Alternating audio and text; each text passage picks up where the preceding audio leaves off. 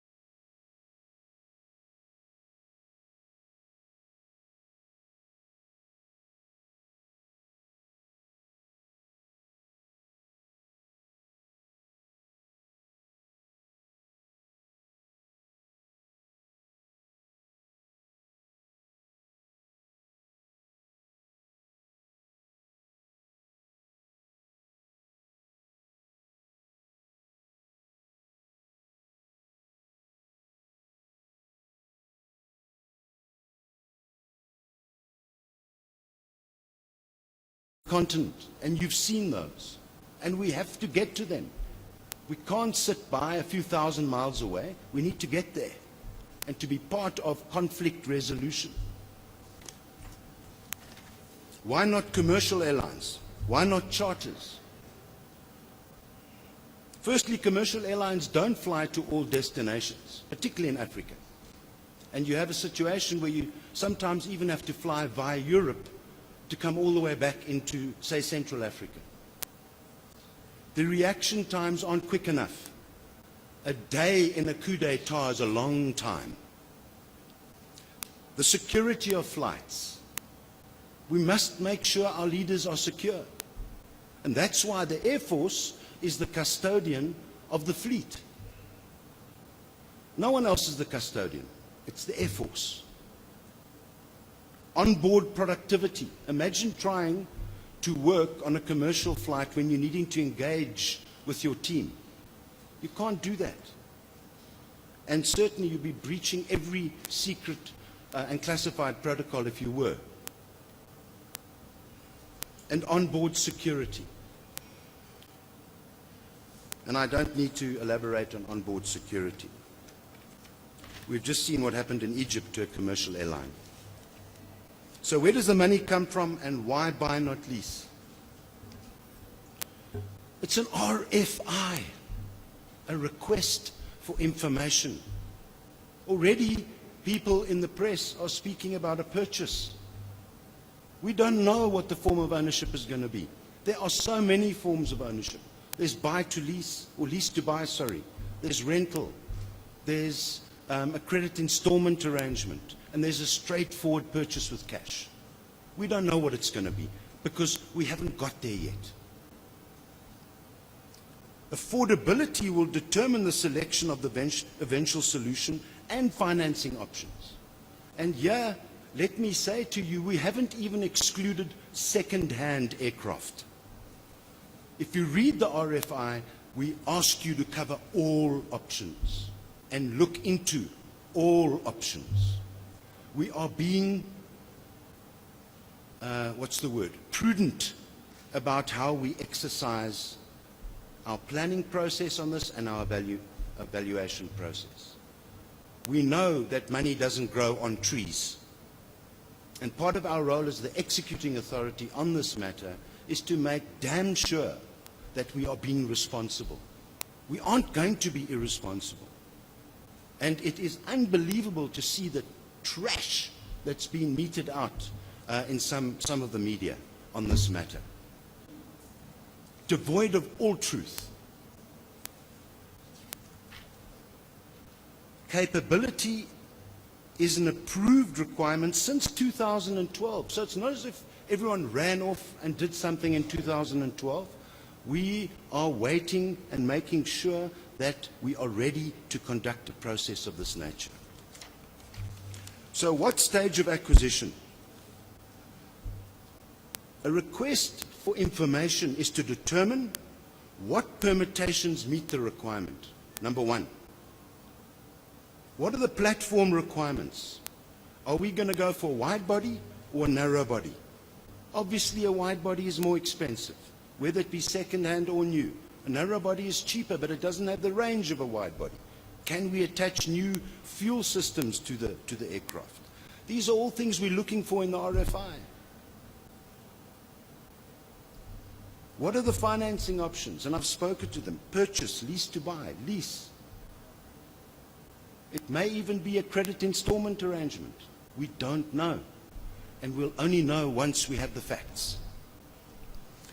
But the driver of this, and this is a capability imperative, it's a priority. And if you consider our trade with Africa, you must never discount the return on investment we get. The DRC alone, 24 billion rand per annum for South Africa's exports into the DRC. 140,000 jobs linked to those exports. And if you see the peace dividend that's coming through, particularly from countries where we've been doing conflict resolution and peacekeeping, the return is massive. It'll pay for this many times over. So finally, let me say this. We aren't going to be irresponsible. Once we have all the information, then we'll consider the facts and we will liaise with the client. This is my client, the Air Force and the Department of Defense. And then we'll decide how to move forward. But it'll be a clinical and rational and responsible process. It will not be a process as depicted by some people in the press. It will not be an irresponsible process. An RFI, remember, is to test the market in terms of availability and product options and is not binding. So we may, at the end of all of this, say, we're going to have to wait a bit longer, or we may say, let's move forward with the following, which is a request for offers. An RFO is specific in terms of requirements and responses to the RFO, entails a binding offer to supply. So it starts becoming legalistic at that point. At this point, that's all it is, ladies and gentlemen. That's all it is. Thank you very much. Ladies and gentlemen, thank you very much, Mr. Wakeford. I am now going to open the floors for questions. We will take 3 questions at a batch, and you know the ritual. It's your name, your media, and your question. I will start on my left. The lady there, my dear, you can continue. Nobuhle Nkoma from NN7. I just want to find out, when this aircraft is purchased eventually, are we looking at options of using it as a multi-purpose jet, for example? Wait, sorry, Sissy, can you raise your voice? Sound, please. Is this okay now? Yeah. Nobuhle Nkoma from ANN7. I just want to find out from you, if this aircraft is then purchased, are we looking at other options like using it as a multi-purpose jet? Also, I just want you to clarify the issue of the range as well. Thanks. I saw Graham Hoskins. Graham Hoskin from the Times newspaper. Graham Hoskin from the Times newspaper. A question to both the Air Force and to Arms Corps. In terms of the current status of maintenance on the VIP jets, what maintenance is being done? When will those aircraft become serviceable, and how long can they continue to be used for before they need to undergo maintenance again? And then to Arms Corps, so, what is the budget that you're looking at? We're hearing a figure of 4 billion rand. I mean, that figure seems to be quite reliable in what you're looking at.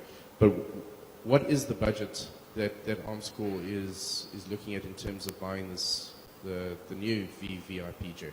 Thank you. Thank you, Graham. Any take on that side? I'll go to Erica Gibson. Erica Gibson from Media 24. I would like to ask 2 questions. What is the significance of March 2016 that you mentioned? And the second place, can you give us an indication of how many trips and how many flying hours did Inkwazi undertake transcontinentally in the past year or 2? Thank you, Erica. And I'll take one last one, sirs. Kim Kim. Helfrich, Defence Web. This is probably more to Arms Corps than to you, General Msimang. We all know, well, not all of us, most of us are aware that the capacitation and the approval for this was granted as far back as 2012. Why does there now suddenly seem to be this major rush in that the RFI must be submitted by no later than this month? Why now, after 3 years of virtually nothing happening, is it now suddenly happening? And then the second part of my question, will this be, as DefSec Dr. Kalubi has alluded to, become a scamp project? Thank you. Thank you very much. The panel may respond in... After you. Do you want me to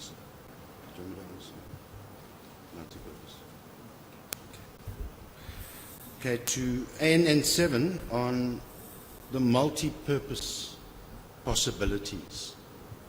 We can't rule that out. We've got to look to whatever productivity options there are, and hence the RFI. If there's a solid case for a multi-purpose type aircraft, we would certainly give it consideration.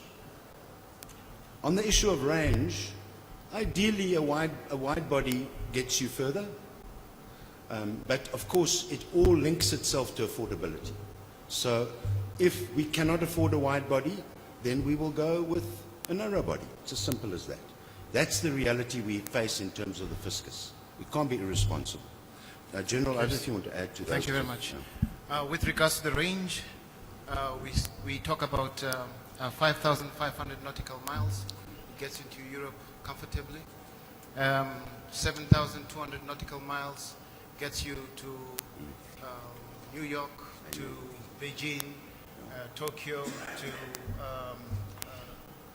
Sydney, Melbourne, without any challenges, a direct flight.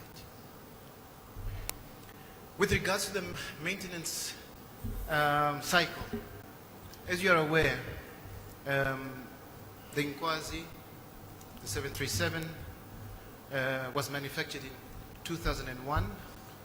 The Falcon 900, 1991. The Falcons 50s that we have, one was manufactured in 1982 and the other one in 1983. When we look at the aircraft that we have, the general life, the life of an aircraft is about 20 to 30 years. When you look at these aircrafts that we have, I have now reached past, or have gone past the midlife, and hence the issues of maintenance, regular maintenance taking place affects the availability of the aircraft.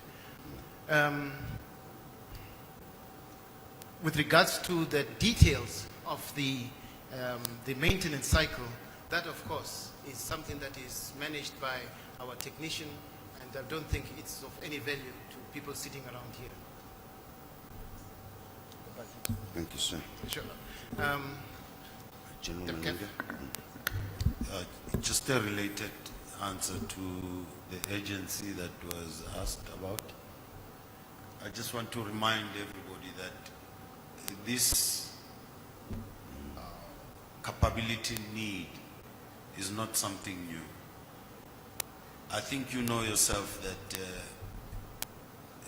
almost 2 decades ago, there was a project German, which was supposed to have or capacitate the whole VIP fleet.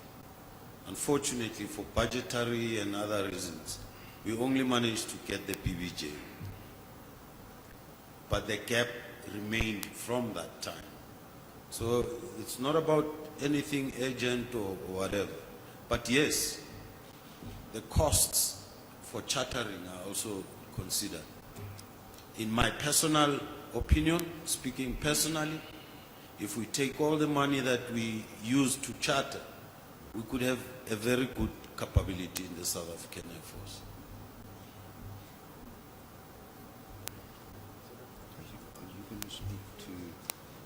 I'll speak to the budget. Just on the question relating to what is the budget, and let me tell you that this budget will be determined by what the options are. So, for instance, if you lease, you don't link to the SCAMP at all. You don't link to the capital program at all. Then you link to an operational budget. If you purchase, then you take it out of the capital budget. But the RFI process will bring in a whole lot of options and what the values are, and then we will look to, let's call it the Department of Defense's piggy bank, and see where and what we can source, and it may even involve environments. In other words, transferring from one budget to the other. We don't know at this stage. It just depends on what's out there and what's available. And in the same breath, let me say this, that this imperative has been growing to such an extent in terms of our role internationally.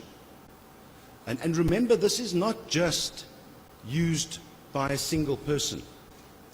This is at times used by ministers, by the president, the deputy president. It just depends on what the demands are at that given moment in time. But often you have a requirement for eNCA and you have a requirement for something else and you don't have it. Then you've got to charter, you've got to rent, or you've got to look at other options. And that's just not viable when you're managing, in particular, crises, for instance, on the continent, or major economic type engagements overseas in the East. And you know that Africa's trade with the East between 1998 and 2006 has grown by in excess of 2,000%.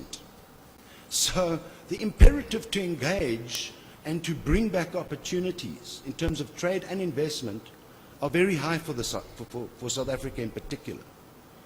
So we need that capability. Why March? Well, my view is the minister is sick and tired of waiting. And she has said to us now, as a team, as an integrated task team, this must happen. She's embarrassed that it hasn't happened yet. And she wants it to happen now. And she's given us a timeline. By the end of March, we must have some form of capability, even if it's an interim solution. But we need the capability, because you can't keep hiring and chartering. It's not worth your while.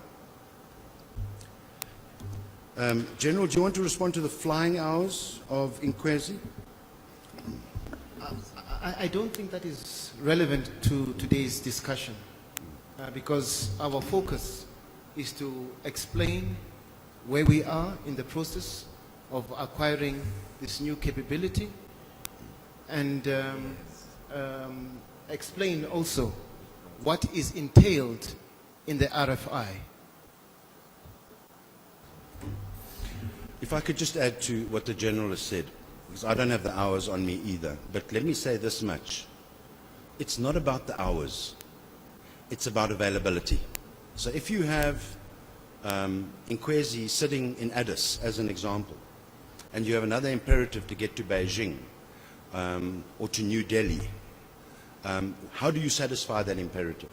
It's more around availability of aircraft than it is around whether we're maximizing time and usage, because ultimately the usage factor is determined by demand. But it's no good having a plane sitting in Addis and you need another one to get to Beijing. So that's the reality of the situation. Thank you very much, Mr. Wakeford. Can I just check with our sound people? I'm informed that the sound is bad. Is there anything you can do? Are you guys with cameras happy with the sound? Is the sound good for you guys? All right. Let's have another round of questions. Kim? We'll do Kim, Erica, Graham, the usual suspects and culprits. Just one more question, more specifically to Mr. Wakeford this time around. You're talking about solutions. At this stage of the proceedings, it seems to be a single aircraft. But could the solution, if pricing and other situations are right, be two platforms possibly? Thank you.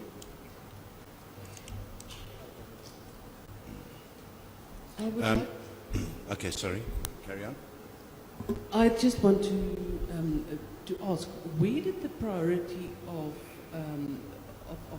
heavy lift and a bigger transport aircraft to transport our troops in and out of Africa, where did that requirement, or where is it at this stage? Is it a higher or a lower priority at this stage? And will the VIP requirement enjoy preference to getting the troops safely in and out of Africa without a problem. Thank you. Graham Hoskin again from the Times. To both Arms Corps and to the Air Force. You talk about the flying hours being irrelevant at the moment, but surely the flying hours impact on the terms of maintenance and the level of maintenance and when maintenance has to occur.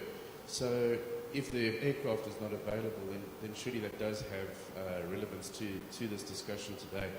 And then the other question that I wanted to know, to Arms Corps, there must be a budget in terms of what you're looking at for lend-lease kind of basis, whether we want to buy lease, whether we want to purchase.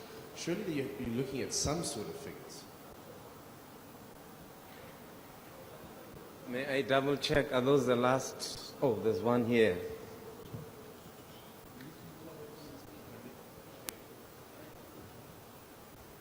Good morning. My name is Muluku Moloto from Power News. Muluku Moloto from Power News.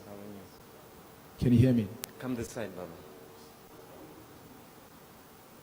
If you can stand next to Miss Gibson there. Okay. Sorry for that. I'm saying my name is Muluku Moloto. I'm from Power News. Mr. Wakeford, you said earlier that you are not ruling out the possibility of going for a second-hand aircraft. Are you also looking at the possibility of perhaps asking South African Airways, given the fact that they are talking of buying more aircrafts, perhaps if you use one of their A340-600, if they want to retire those?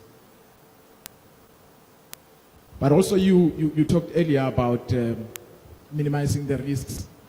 What risks are you really talking about? Thanks, Buluku. The last one there. Good day. My name is Neo Makiting from SABC Radio News. My question is to the CEO of AMSCO. Firstly, I just wanted to find out, where can one locate this information that you presented today here? Looking at the fact that for the past 2 days, one has been struggling to get or enter into your website, which has been down for 2 to 3 days. Is there any reason why our website was down for that period? Thank you very much. We'll hand over to the panel to respond.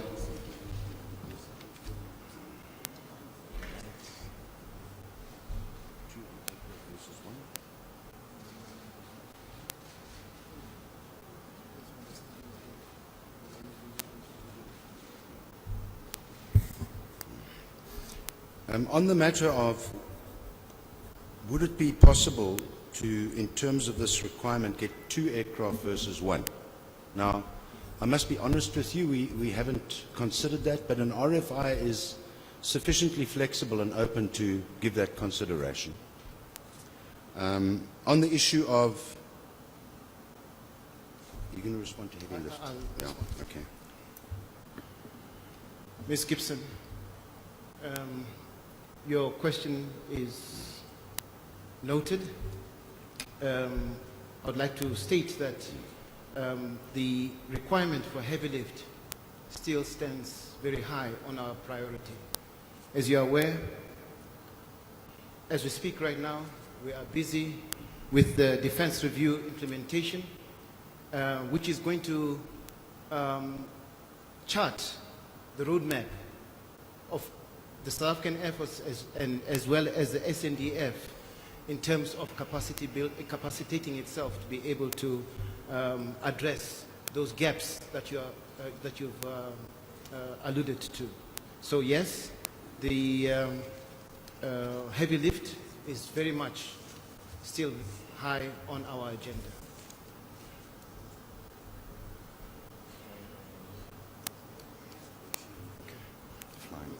Okay.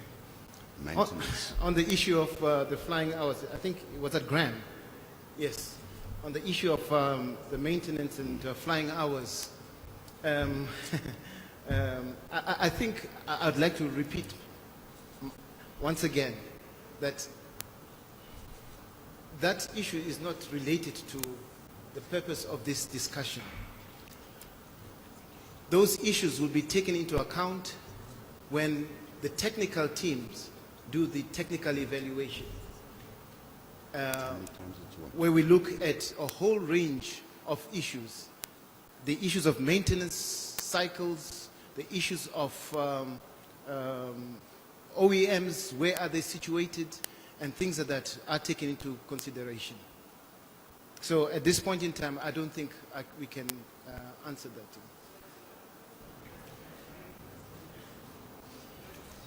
What about the maintenance? Is one thing something, how's the maintenance program going with such an Sorry, sir. That maintenance, the maintenance of the VIP aircrafts is going to determine the purchase of a new aircraft. I mean, Yes. as you said yourself, we're beyond the midlife cycle of many of the aircraft, some of those aircraft dating back to the early 80s.